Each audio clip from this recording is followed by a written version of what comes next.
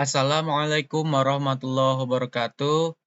Perkenalkan, nama saya Muhammad Faris Syauki. Saya dari kelas 3C dengan NIM 2203015098. Di sini saya akan mengerjakan tugas akhir jaringan dan komputer. Tugasnya adalah membuat video tentang tugas sebelumnya, yaitu tugas individu 2. Ini PPT-nya, dan langsung aja. Yang pertama itu, tak ada soalnya di sini. Apa peran enkripsi dalam meningkatkan keamanan komunikasi melalui jaringan komputer? Jelaskan secara rinci bagaimana teknologi enkripsi dapat melindungi data dari akses yang tidak sah. Enkripsi adalah teknologi yang digunakan untuk mengamankan data yang dikirim melalui jaringan komputer. Enkripsi mengubah data menjadi kode yang sulit dipahami, sehingga data tersebut dapat dibaca oleh pihak yang tidak berwenang. Enkripsi dapat melindungi data dari akses yang tidak sah dengan cara mengecek data sensitif agar berbeda dengan aslinya.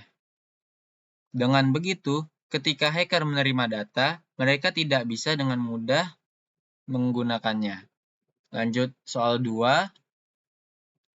Bagaimana serangan phishing dapat membahayakan keamanan jaringan komputer?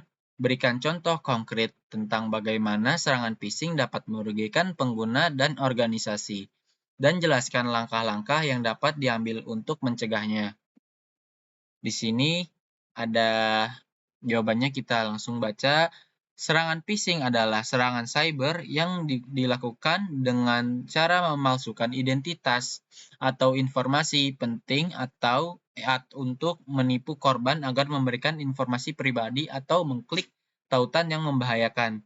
Contoh konkret serangan phishing adalah ketika seorang pengguna menerima email palsu yang mengaku berasal dari bank dan meminta pengguna untuk memasukkan informasi login mereka. Jika pengguna memasukkan informasi login mereka, maka penyerang dapat mengakses akun pengguna dan melakukan tindakan yang merugikan pengguna dan organisasi.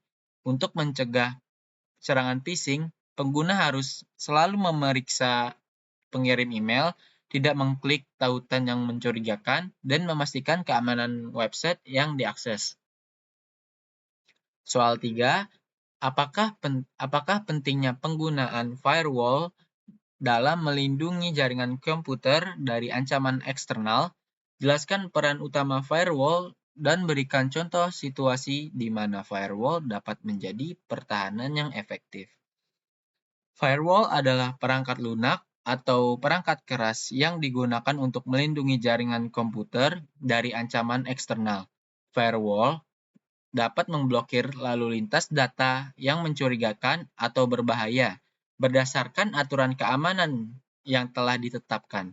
Contoh situasi di mana firewall dapat menjadi pertahanan yang efektif adalah ketika firewall memblokir akses ke situs web yang mencurigakan atau memblokir akses ke port yang tidak aman.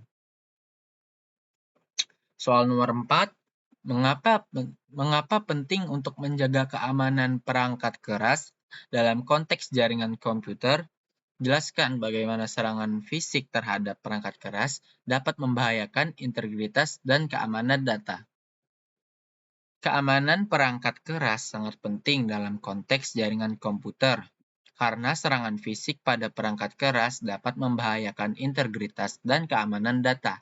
Ancaman fisik termasuk serangan fisik pada perangkat jaringan seperti kabel, router, switch yang dapat menyebabkan kerusakan pada perangkat itu. Hal ini dapat mengakibatkan kerusakan jaringan seperti kehilangan koneksi internet, kehilangan data, dan akses jaringan yang terbatas. Prinsip least privilege adalah prinsip hak akses sesedikit mungkin yang digunakan untuk membatasi akses pengguna ke sumber daya jaringan yang sensitif. Konsep ini dapat diterapkan dalam lingkungan jaringan yang kompleks dengan membatasi akses pengguna ke sumber daya jaringan yang hanya diperlukan untuk tugas mereka.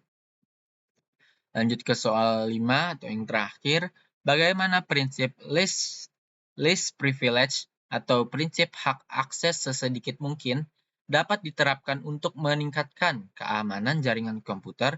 Jelaskan konsep ini dan berikan contoh implementasinya dalam lingkungan jaringan yang kompleks.